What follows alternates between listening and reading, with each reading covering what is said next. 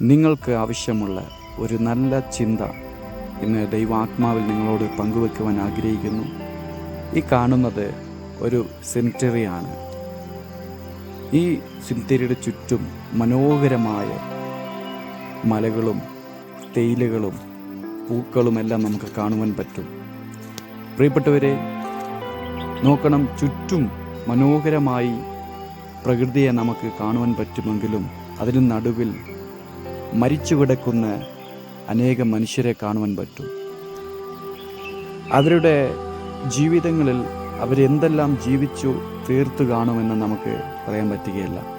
പക്ഷേ ഒരു കാര്യം ഉറപ്പാണ്, ഈ കല്ലറയുടെ ഉള്ളിൽ കിടക്കുന്നവർ യേശുവിനെ സ്വീകരിച്ചില്ലെങ്കിൽ നിശ്ചയമായി അവർ നരകത്തിലേക്ക് തന്നെ പോകും.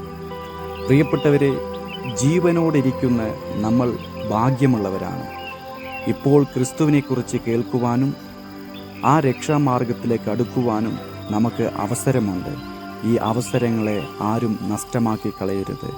മരണം നിങ്ങളെ കീഴടക്കും മുൻപേ യേശു ക്രിസ്തുവെന്ന രക്ഷകനെ സ്വന്തം രക്ഷിതാവും പിതാവുമായി ഏറ്റുകൊണ്ട് ജീവിക്കുമെങ്കിലും മരിച്ചാൽ നാം നിത്യമായ സ്വർഗരാജ്യത്തെ നാം അവകാശമാക്കുവാനിടയാകും.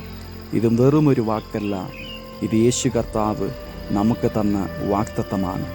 ആ നിത്യ സ്വർഗരാജ്യത്തിലേക്ക് നീ കടക്കുവാൻ തടസ്സമായിരിക്കുന്ന ലോക മഹാപാപ സുഖജീവിതങ്ങളെല്ലാം നീ വിട്ടുമാറി നിത്യമായ രക്ഷയെ പിടിച്ചുകൊള്ളുക.